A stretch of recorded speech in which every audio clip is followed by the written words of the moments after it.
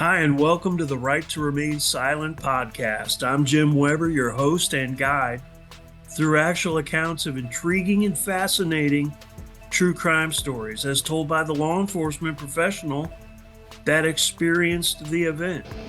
The Right to Remain Silent podcast makes no exaggeration of fact, doesn't glamorize details, or sensationalize reality. The format here is basic. Real stories from real cops. Lastly, please don't forget to like, follow, subscribe, and share. Doing this will help me continue to provide you, the listener, with captivating and relevant true crime stories. Now, let's listen in on today's episode.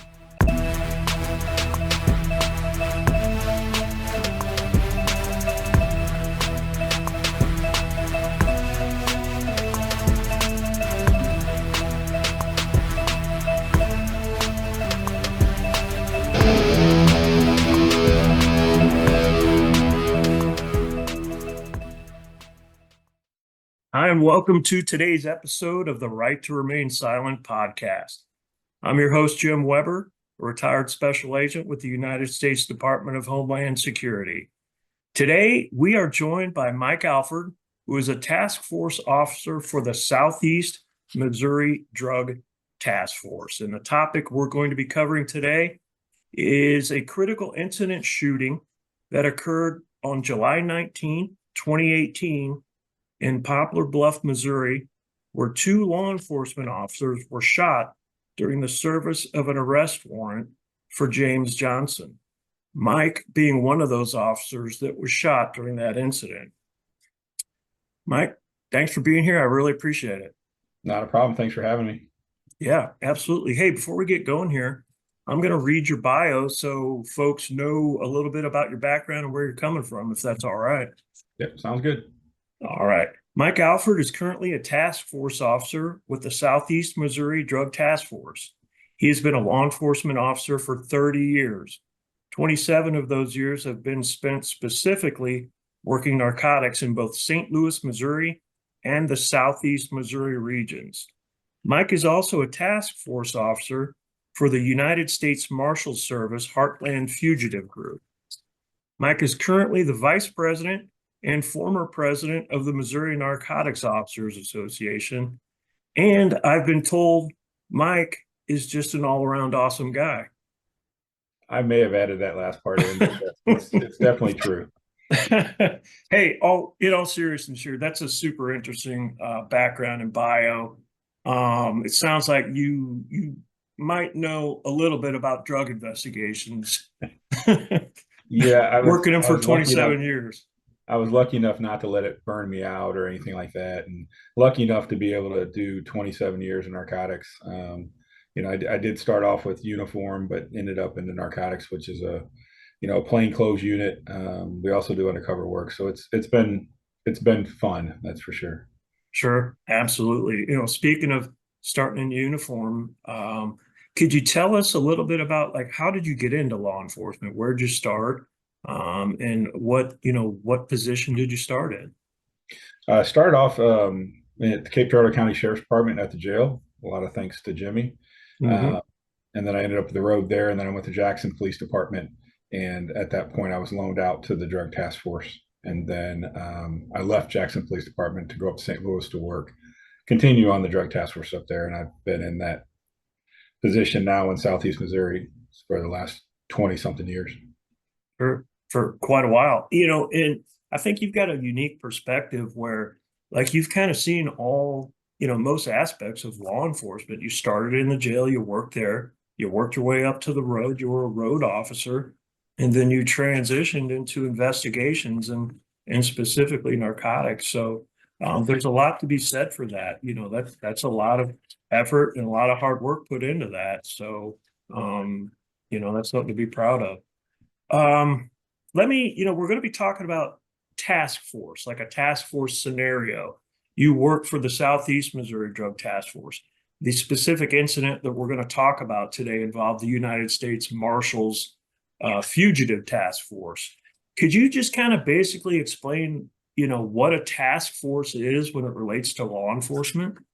Yeah, most of the time a task force involves a bunch of different agencies coming together, basically loaning out one of their officers to make a group. It's very effective in Southeast Missouri because a lot of our agencies are smaller, so they don't have the manpower to work drugs like they would like to. So if they can loan us an officer, I can bring in 10 officers to a certain area and we work the drug problem for them. So it really benefits a lot of those smaller agencies.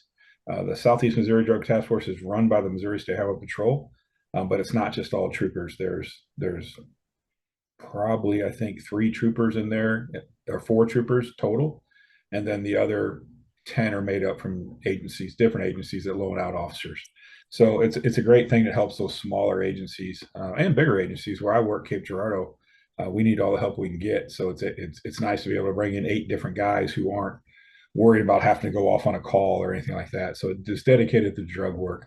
The U.S. Marshal fugitive is headed by the U.S. Marshals, obviously, but the same thing. They have officers that are loaned out from their departments to help them arrest people. Most of the time, it's violent criminals, and so it gets a little hairy. A lot of the shootings you see across the country, including one today in Arkansas, was involving the U.S. Marshals because we're going after the ones who don't want to go to jail, and lots of times they're willing to do anything to keep from going to jail. But so it helps U.S. Marshals because they don't. Our office in Cape Girardeau, I think, has 4 or 5 marshals that are able to go out and arrest people in warrants. So this allows them to have more officers to go with them. Okay. Yeah, that makes complete sense. It's kind of like a multi-jurisdictional grouping that, Absolutely, like you said. both of those are 100%. It's not all from one agency. It's just a group of officers that are like-minded or like that effort, either drugs or going to arrest people. Sure, sure. Yeah.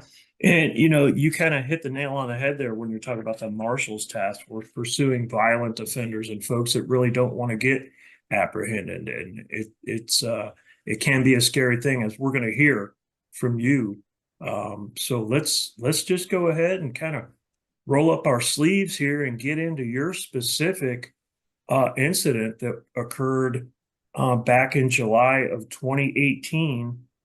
Why don't you, just to give folks an idea of what you're going to get into and what you're going to discuss, you were involved in a shooting where there was an individual that there was an active arrest warrant for that person, and the Marshals Task Force tracked that guy to a location.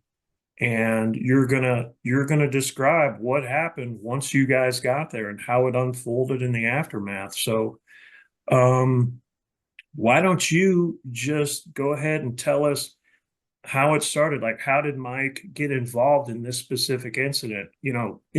Both of us being in law enforcement 30 years, I'm assuming you got contacted and one of the guys said, "Hey, we got a warrant. We're gonna track this guy down. Can you can you be there?" And then I'm assuming that's how it went. So why don't you just go ahead and tell us how it happened? Yeah, there was a DEA task force officer, a local officer out of the Poplar Bluff Police Department that was assigned to the DEA task force, and he had warrants for a subject, James Odell Johnson, for drug activity. He'd also received information that he was carrying a gun at all times. So he had contacted U.S. Marshal Service to help execute the arrest warrants on Mr. Johnson.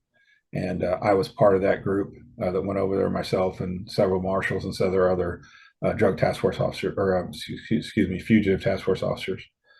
So we arrived at his residence. We received information that he was in the residence.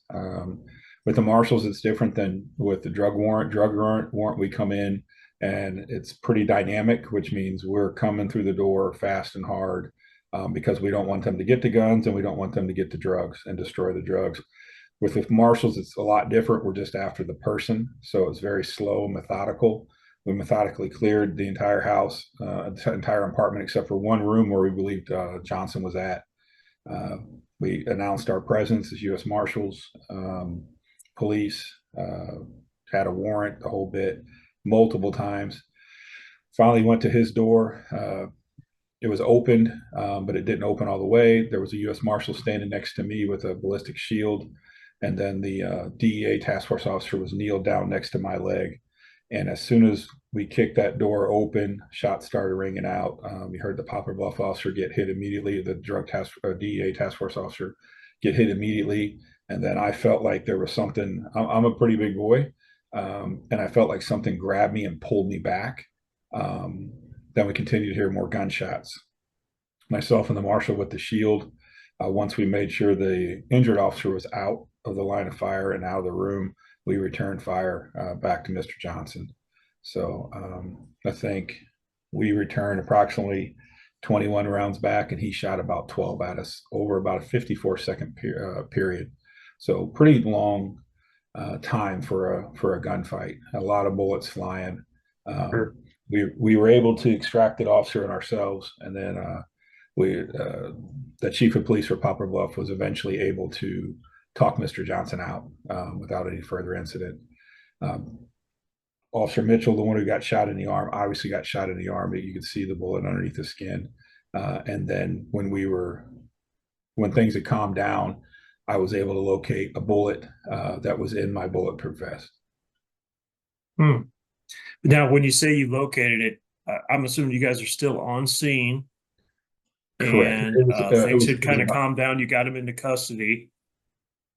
an And hour and a half, to get him in custody from the initial shooting, and we were still on scene.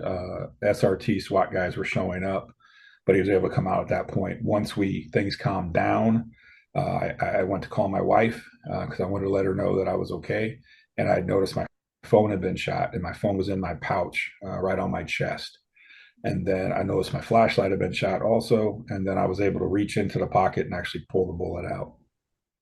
wow, that's amazing. So, Yeah. afterwards, you're calling folks to let them know you're okay, and you just, I'm not sure if everybody's familiar with how a tactical vest works. You got various pouches in there. We all typically carry our phone with us in one of those. So you go in there to grab your phone out. You looked at your flashlight and you see, hey, these two things were struck with a bullet, and that one of those the actual bullet was in there, is what you're saying. Correct. I was able to pull it out and show the investigators, hey, at first I showed them that I had been shot. I thought I had, but I wasn't sure initially. Your mind does a lot of crazy things in a shooting. And I thought maybe it was drywall that hit me and threw me back. Because remember, I was pulled back and then got back into the fight.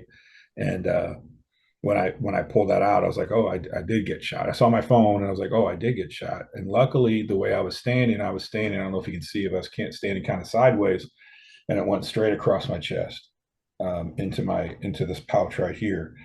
A couple inches further this way, and into the side, my side. I'm probably not telling this story. Somebody else is Sure. probably telling this story for me. So grace of God Wow. that things worked out the way they did with Officer Mitchell just having the wound to his arm, and then myself. The ballistic shield that the marshal was carrying also took a round, but the marshal wasn't struck, just the shield. Wow. So, and you said this was inside an apartment building. Correct. So it's an apartment residence inside of a building. So, typically a lot of for listeners, a lot of apartment buildings that where we're pursuing folks like the gentleman that you're pursuing. These aren't the highest quality apartments sometimes, and the walls are thin. So just the amount of gunshots that you said occurred in that length of time, just think of the potential danger for neighbors, just to go through those walls. Not only did this guy have a disregard for you and all the officers there, he had a total and complete disregard for anybody in that area, in that building. That shows the mindset of an individual like that. Right. Initially, he stated he didn't hear us saying anything about U.S. Marshals, and he thought somebody was breaking in. He wasn't sure who was behind the door, so he just started shooting. So he had lack of regard for even anyone. It could have been, the landlord coming in. He was going to shoot through that door. So what he told investigators later. Hmm. So the original warrant that took you guys there, was that a drug warrant? It was. It was. I Yeah. believe, for distributing of heroin, and then the information was he was always armed, and he's a convicted felon also. So And that was my question. Was this guy, did he have a lengthy criminal history? Did he have a history of violence at He did. all? The violence I'm not sure about. We the gun was that he shot us with was eventually linked back to a murder in Poplar Bluff, and I Mm. believe he's still in the court system for that murder, and he's also still in the state court system for shooting myself and Officer Mitchell. But he's been through the federal system already, and he's been convicted Okay. in the federal system. Yeah. I think that whole, you and I talked offline here before we started about the difference between state charges and federal charges. I think as we move on here a little bit, maybe we'll drill down into that because I think that's super fascinating. How they're separate and how the state charges are still going. Let me ask you this. Did you say was there a female inside that apartment while the shooting was occurring, or was there one in there that you guys pulled out prior to the shooting? Both. There was Okay. one. It was her apartment, and we got her out initially. She was believed to have a warrant, so she was handcuffed and secured. And she had said that she thought he was in that room, or that he was in that room. And then there was also a girl in the room with Johnson as he was shooting and as we were returning fire. Mhm. Grace of God, we didn't hit her. Yeah, absolutely. Going with a total disregard for you, the officers and the neighbors, the female in there as well. That's amazing. That number of shots that went off and nobody got hurt. Seriously hurt. Seriously Yeah, hurt. right. Can you tell us a little bit about, and uh, if you're not comfortable doing it, I would certainly understand. But as that shooting was unfolding, as it occurred, you're in that doorway. And you've provided some photos that I'm going to put up when we release this episode, so people can see the photos, the bullet holes through the door. Could you kind of describe what you personally felt and were going through as this shooting occurred? I've talked to many people in my career that have been involved in shootings, and they've just described it and explained it in different ways. What was it like for you personally? So Did it this is actually slow down? Was it? Yeah, I'm sorry, go yeah, ahead. this is actually my second officer involved shooting. The first one was back at Cape Girardeau County Sheriff's Department, I think back in '96. Um, and I didn't know a lot about what your body does when you're involved in something like that. Your body's amazing. It takes everything it doesn't think is important and rushes it to the center of your chest, including like motor skills and things like that. I had really bad tunnel vision on that first one. You could have been standing next to me yelling, and I wouldn't have known you were there. I was just focused on that until I was able to breathe. So I've learned through the years that breathing helps lessen that tunnel vision. I didn't have the tunnel vision on the second one. I did have what's called auditory exclusion, which basically means the U.S. Marshal that was next to me, he was probably this close to my ear. Because remember, I was right next to him as he had the shield, and he shot off 14 rounds, and I don't remember hearing one of those rounds. They Mm. obviously went off that close to my ear, and I don't have the greatest hearing in this ear anymore because obviously we didn't have ear protection when we were in there. Um, but I remember hearing my rifle cycle in slow motion. To me, my rifle makes a certain sound. I was carrying a rifle, and I remember hearing it just go cha-ching, cha-ching, cha-ching. And I remember hearing gunshots, but they weren't as loud as you think they would be because that auditory exclusion, your mind's amazing. It blocks all that stuff out. If you go to the firing range and there's no stress and somebody shoots off a round where you don't have your ear pro on your ear protection, it's very, very, very loud and you hear it and your ears ring. But at the time, myself and the marshal both said he didn't hear any of my gunshots. So it's inside of a small apartment. You would hear that, but your body takes that away. And then the slow motion part of it, it was 54 seconds, which is a long time, but it seemed like forever when it was Well, happening. yeah, that was my question. Did it feel like slow motion as those 54 seconds unfolded for you personally? Was it like that? Yes, and I've talked to other officers and they've had the same thing whenever something like that happens. Definitely time slows down. It seems like forever and it could be seconds. I know you had Michael Neal on here before and he was saying the exact same thing. Just slows down, doesn't remember hearing things just like that. So your body's amazing when it tries to protect you is what it's trying to do. So yeah, all those things kicked in during that part. And the marshal next to me had said the same thing. Sure, absolutely. And let me circle back a little bit into discussing the shooting still. You described, feeling something, feeling an impact where you moved or turned. Yeah. Is that, silly question perhaps, but is that the impact from that bullet hitting your vest and the vest absorbing that perhaps? Is that what you think it was? I Or believe so. Listening to the some of the officers had body cams on, um, so we were able to watch that back, and you hear Officer Mitchell immediately on the first shot scream that he was hit, and then you hear me cuss when I on the second round when I cussed. That's when I was pulled back. Um, so yes, I do believe the second round was the one that struck my vest and pulled me back because at that point we started falling back from the front of that door and we were returning fire so that Officer Lemons could get Officer Mitchell out of the apartment. okay. All right. And let's circle back to kind of where you had brought us to. You grab your phone, pull it out, you find that bullet in your pouch, you realize what happened. What happens from there? You're still on scene. How does it unfold? Get the guy into custody, he's hauled off. You know, just kind of tell us how it concluded there. Yeah. So after the long period prior to all that happening, as soon as we were able to extract from the room, Michael Miller with U.S. Marshal Service was our medic. He came and he was asking me if was hit, and I said I think so, but I'm cool. And then, but he's a good medic. He opened up my vest, swept me up and down, which basically means he put his hands underneath my vest to see if there was any blood front and back. And then once he realized that didn't happen, we took up defensive positions around there until we were able to get him out for an hour and a half. At that point, the world shows up, basically. Highway Patrol was there, FBI was there, Sykeston SWAT was there. There was people everywhere. At that point, the investigators come in and start taking over, and they just basically give them a quick brief of what happened. At that point, since they did realize I was shot, the marshals demanded that I go to the hospital to get checked out, even though it was all in my vest. So at that point, I left for the hospital. Once we came back, the highway patrol asked us to put our vests back on and our helmets and whatever else we were wearing and taking a photo so that he couldn't say that he didn't know who we were, that we were fully marked. And then they took our firearms. They took my firearm and Michael's firearm since we had shot. Okay. All right. So they're essentially starting their look into the incident there.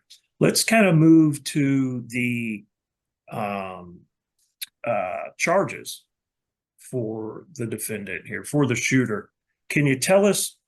We were talking a little bit earlier, state charges, federal charges, and I'm not sure everybody knows exactly how that works. But if you could kind of walk us through basically, he was charged separately for federal charges and he was charged separately with state charges. Just kind of explain how that works.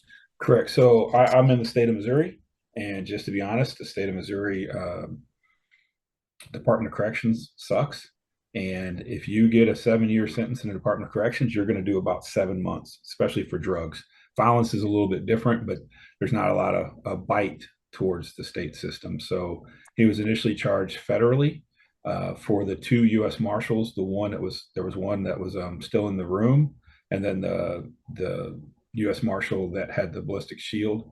He was charged for assault on them, along with all the heroin charges, along with having it was a defaced firearm, um, multiple charges in the federal system.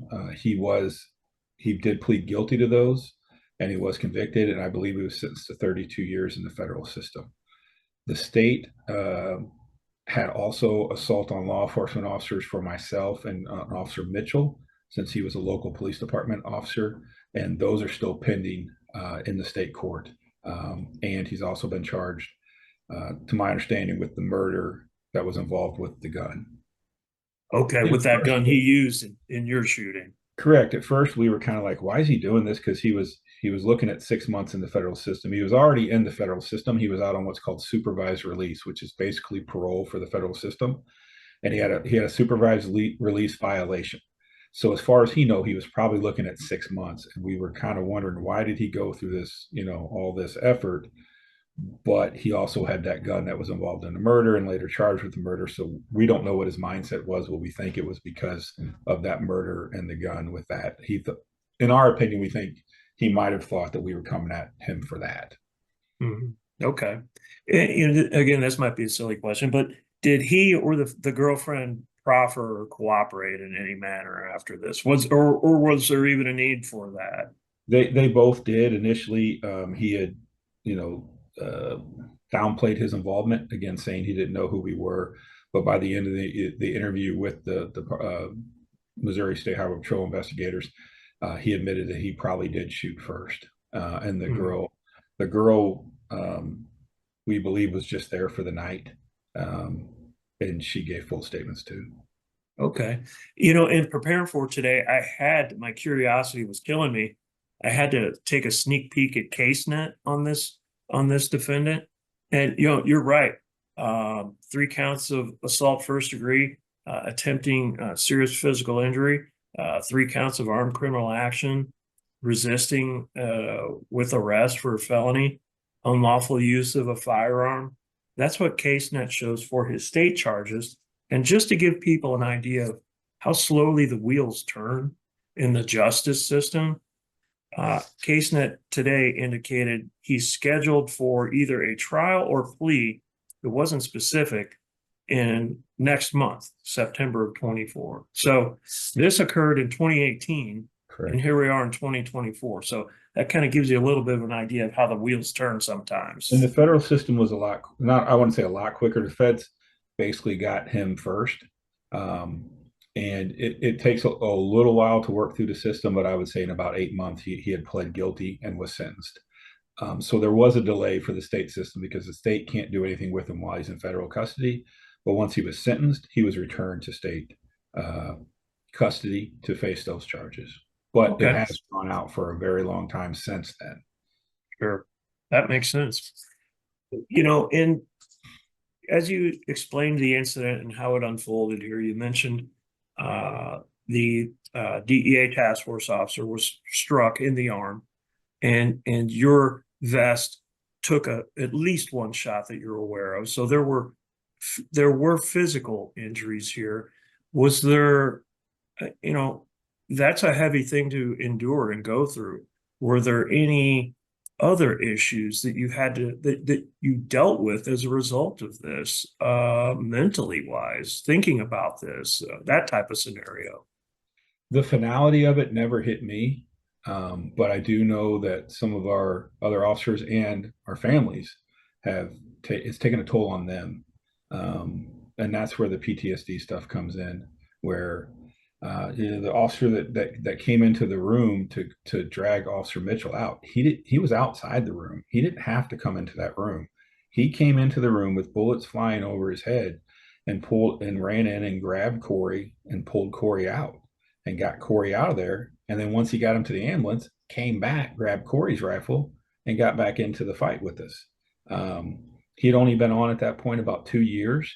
Um, he's he when we had our debrief with the U.S. Marshals, he had mentioned he had some issues, him and his fiance, and they decided to get counseling. So, when I told you about my shooting back in '96, I Mhm. was told, you were there. I was told, drink a beer, suck it up, come back to work. That's what you did. You didn't talk about it. You didn't let it affect you. If you did, you didn't say anything because back then you were weak or nobody would want to work with you, or you get we called rubber gun, where you're sitting in an office. So you wouldn't say anything. You were Now sometimes ridiculed for not being able to endure it and handle it. Exactly. 100%, I'm blue through and through. Like, I'm old school, what we call old school, but we've learned that we can't do that anymore. We're literally, suicides in law enforcement and first responders is outnumbering the killed in the line of duty deaths for years. And I think we're realizing that we have to bring that out, to help. So when Austin had said that him and his wife they needed some counseling, I told him I was proud of him. I said, look, man, you're a warrior coming from an old school guy. You're a warrior. You came into that room, you didn't have to, but you still did because your partner needed you. So I was proud of him, and I told him that, with my family, the finality of it did hit them and still hits them. So it's still tough. We do what we do. There's doors we don't want to go through, but we go through the doors, and it's 54 seconds of hell, and then we're done. But for them, if we don't give them a little bit of what's going on and that we're okay, it's 54 seconds for 8 hours until the second I leave to the second I come home.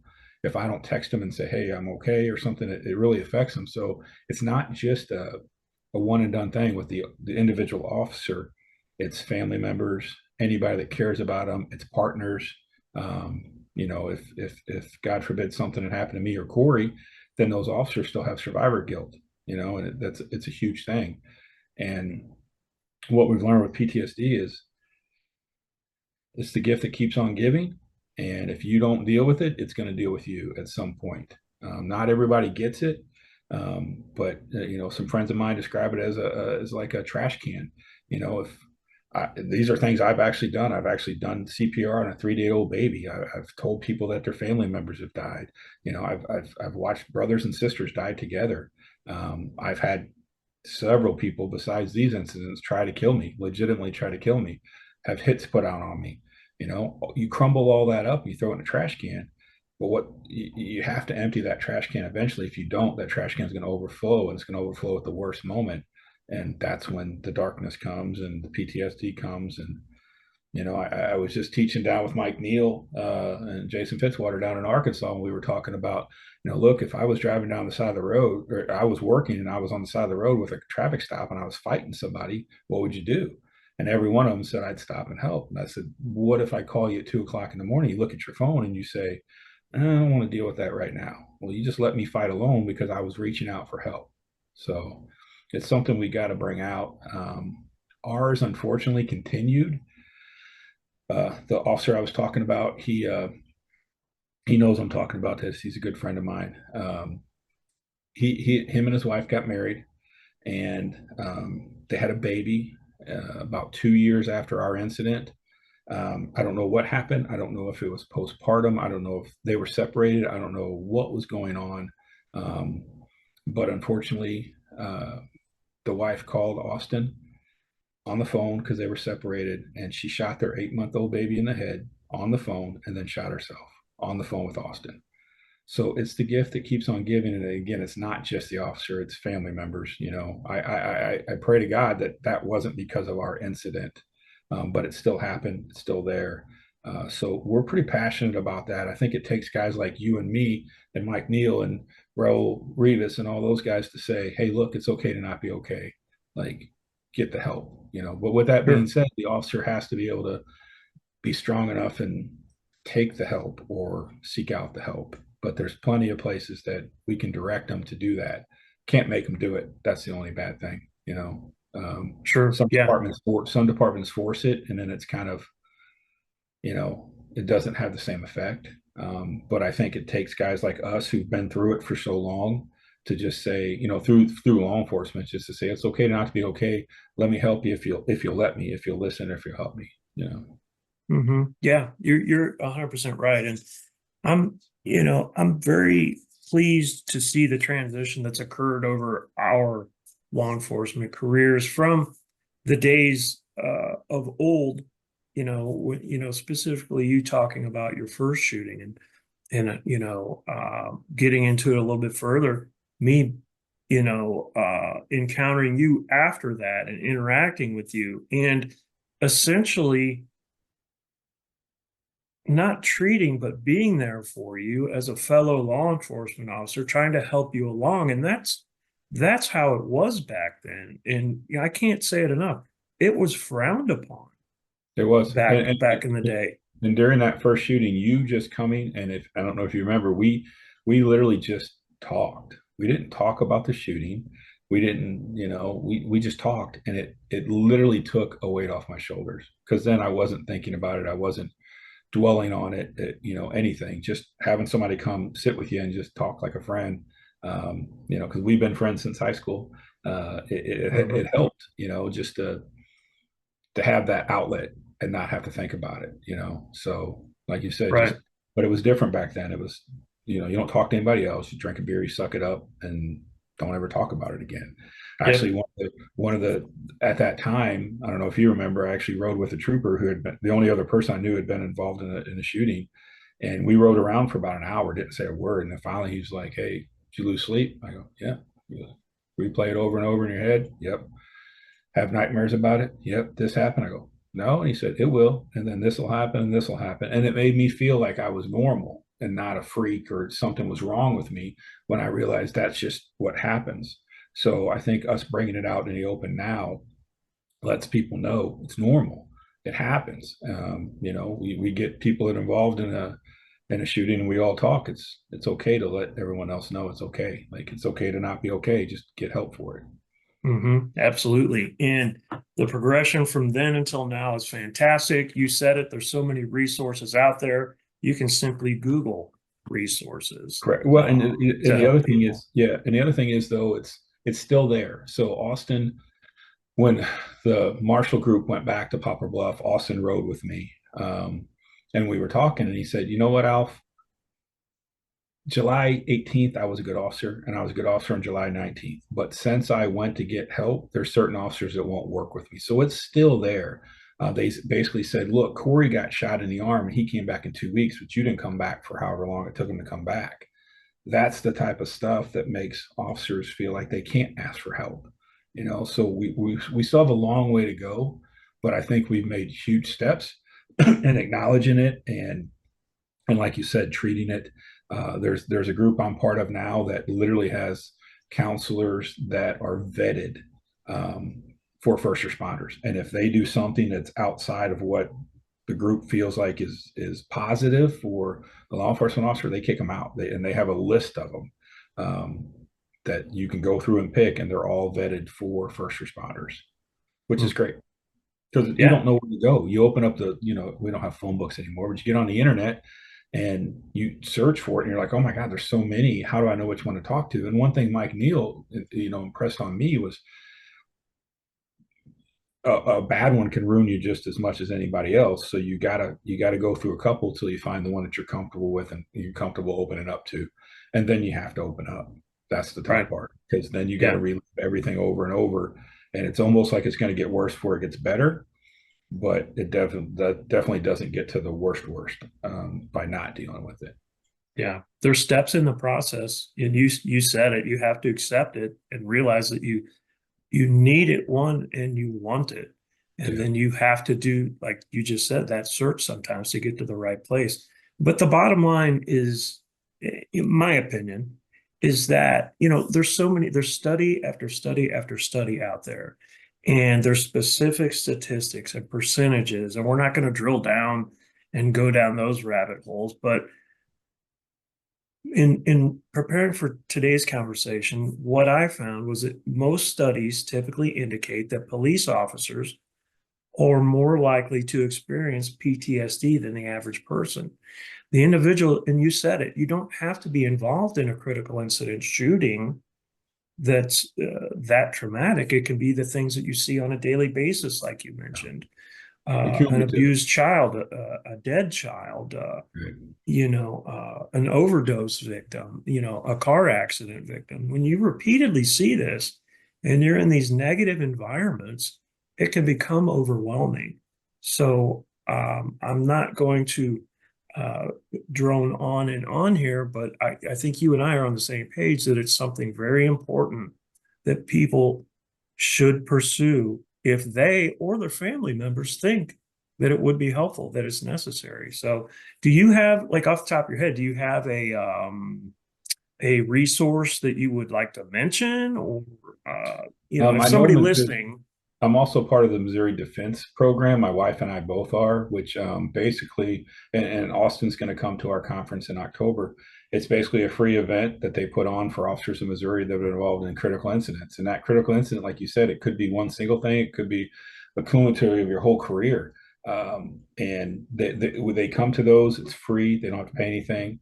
They go to Branson, Missouri for 3 days, pay for your food, pay for your hotel. You just got to get there, and there's counselors there. There's massage therapy. There's all types of things there to let them know.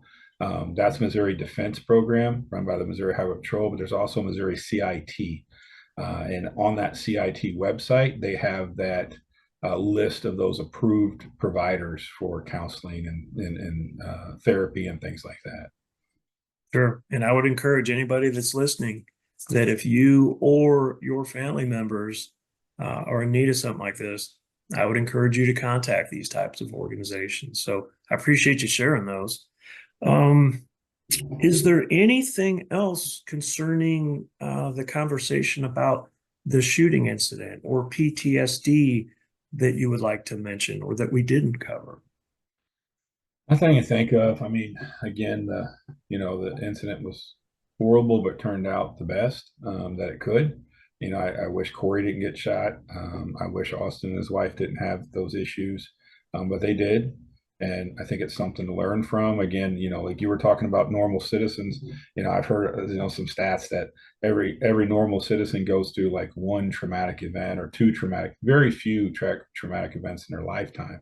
Whereas us as first responders or military, go through multiple. Like I said, I can count on my hand, 5 different times where somebody literally tried to kill me in 30 years. And I'm not talking about a car accident or, those happen. I mean, legitimately tried to kill me or wanted me dead or quote hits that were put out on me through this career. None of us do it to get shot. You hear the old saying, that's what you get paid for. It's what you signed up for. No, we signed up to help people who can't help themselves and to get bad people off the streets. We didn't sign up to get shot. We didn't sign up to have, our families affected by what we do or being who we are. But we're still there. So.